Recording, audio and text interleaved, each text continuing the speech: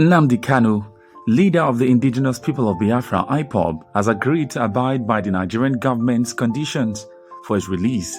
A Nigerian senator, Abaribe, made this known on Wednesday. Mr. Abaribe spoke to reporters after meeting with the Attorney General of the Federation and Minister for Justice, Lateef Fagbemi, in Abuja. A video clip that showed the senator making the comments has been circulating on social media. Mr. Abaribe, who represents Abia South District, led 14 other senators from the southeast to meet with Mr. Fagbemi, a senior advocate of Nigeria, to plead for Mr. Kanu's release. The senator had in 2017 stood as surety for Mr. Kanu. He spent some time in jail for failing to produce Mr. Kanu in court after the IPOB leader controversially fled Nigeria when soldiers attacked his Abia home. Speaking to reporters shortly after his Wednesday meeting, the senator said the IPOB leader supported the move to initiate an agreement with the government for his release. On behalf of the caucus of senators from the southeast, I met with Nnamdi Kanu myself on Monday between 2 p.m. and 3 p.m. and he is very supportive of this our plea to the government of the Federal Republic of Nigeria. He made this known. Asked if Mr. Kanu would heed the agreements that might be reached with the government, he responded, "Everybody is willing." Kanu has also assured me that he is ready to fulfill any conditions that will lead to his early release. Nigerians want to know the purpose of your meeting with the AGM this morning, sir. Yes, this is the members of the Southeast Senate Caucus. And we are here to see the Attorney General of the Federation and Minister of Justice on a very, very important matter to the people of the Southeast. It's the matter concerning Nnamdi Kanu and the continued legal wranglings concerning his incarceration. The Southeast Senate Caucus, just like the rest of the members of the Southeast, put the business leaders, the clergy, the political people, and everybody in the Southeast are all very worried about it, knowing that that has been the fulcrum, I would say, for what is going on in the Southeast regarding the insecurity. All the criminals and all the people going around causing mayhem in the Southeast have all said that it is because Nnamdi Kanu is being held. We know that this is not the truth. It's just that we have gotten to the point where people are now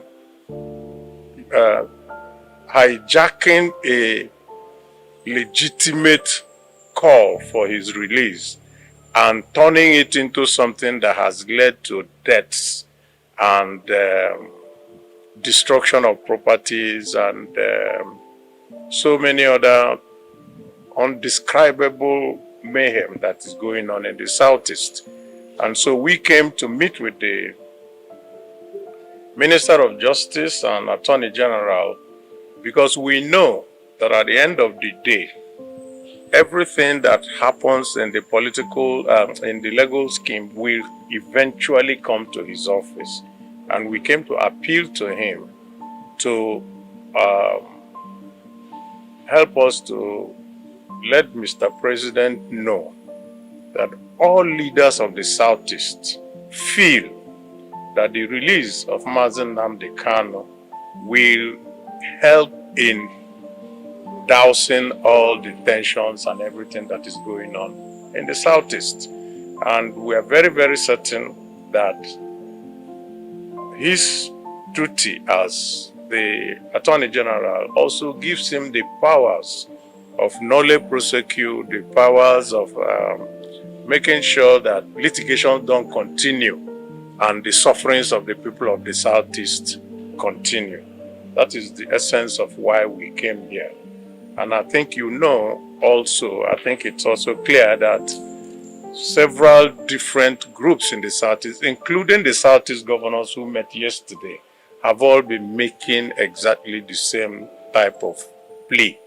And we think that this will help us to bring to an end all the insecurity problems going on presently. So focus met Mr. Kanu to know whether it is willing to accept either conditional review.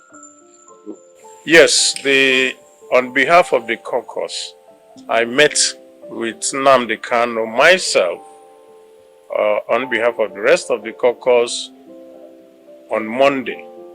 Today is Wednesday. We met with him between 2 p.m. and 3 p.m. on Monday, and he is very, very supportive of this, our plea to the President and of the Federal Republic of Nigeria.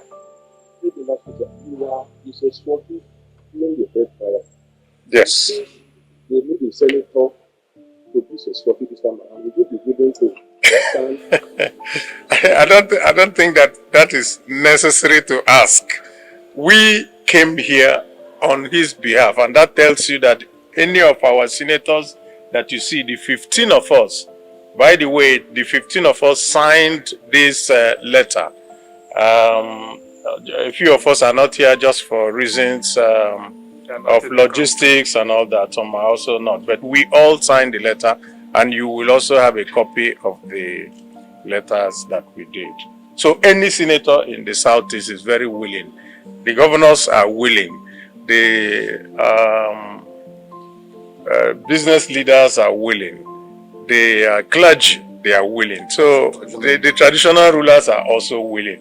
So I do not think that anything will stop us if it comes to that. And he has also assured me that he is ready to fulfill any conditions that are put that will lead to his early release.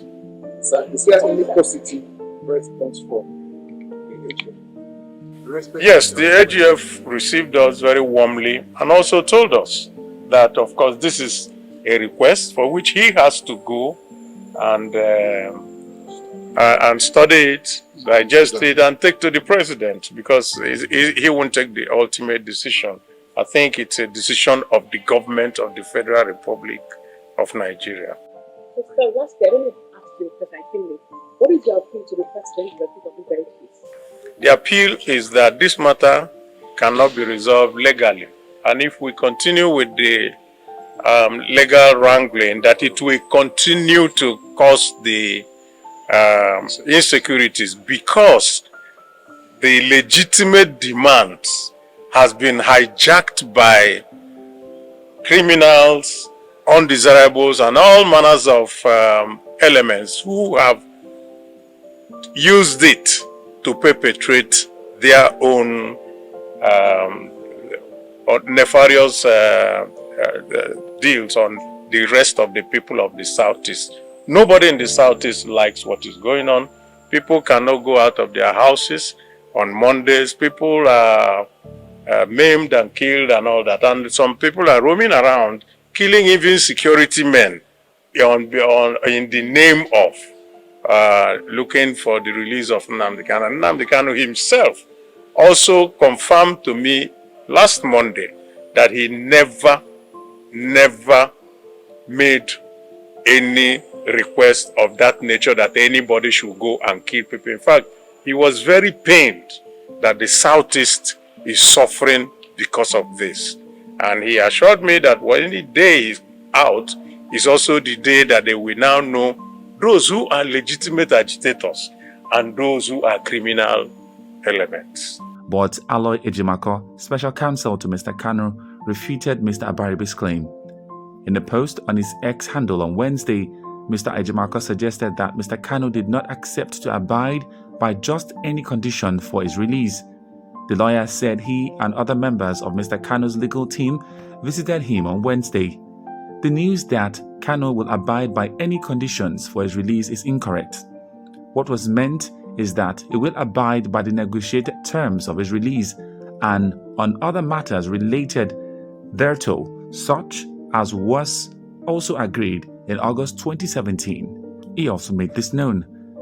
The council uploaded a screenshot of an online Vanguard newspaper page with the headline, "Photo: Southeast Governors Kanu agree on Biafra in a closed-door meeting."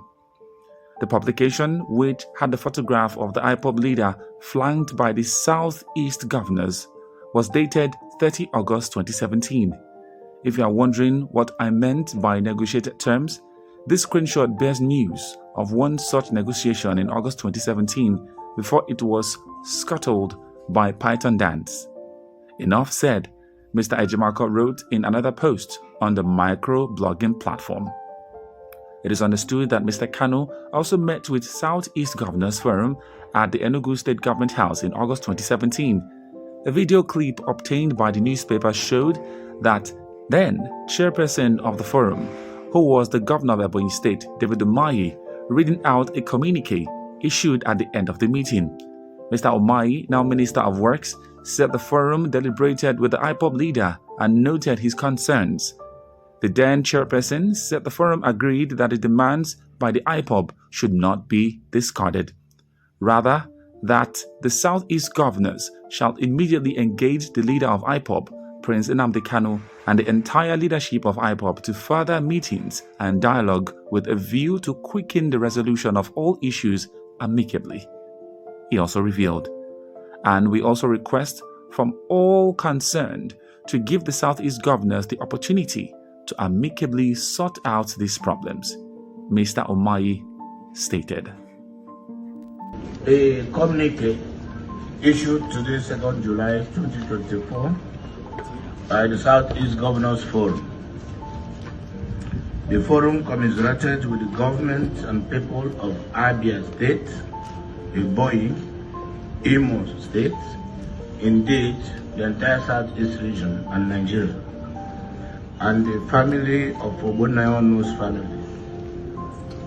The people of Ogbonnayano's family on the demise of His Excellency Dr. Ogbonnayano. The forum received the delegation of the former President Chief Olusegun Obasanjo, GCFR, Chief Emeka Anyoko, GCON, and His Royal Majesty Igwe Emeka Achabe, CFR, the Obi of Onitsha, who came on a solidarity visit to this forum. The forum deliberated on the reviewed report of the Southeast Security and Economic Summit held in Owerri on the 28th September 2023 and agreed to implement the aspects of the report pertaining to security and economic integration of the region, and affirmed its desire to put actionable plans on the key issues agreed. The forum resolved to visit Mr. President to discuss the pressing issues, all pressing issues concerning the Southeast region. The forum also deliberated and resolved to interface with the federal government to secure the release of Nnamdi Kanu, and the meeting adjourned whenever. Thank you.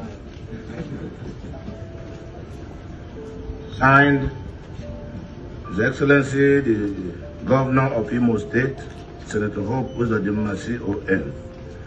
His Excellency Dr. Alex Oti OFR, the Governor of Abia State. His Excellency Professor Chukwu Masoludo CFR, the Governor of Anambra State.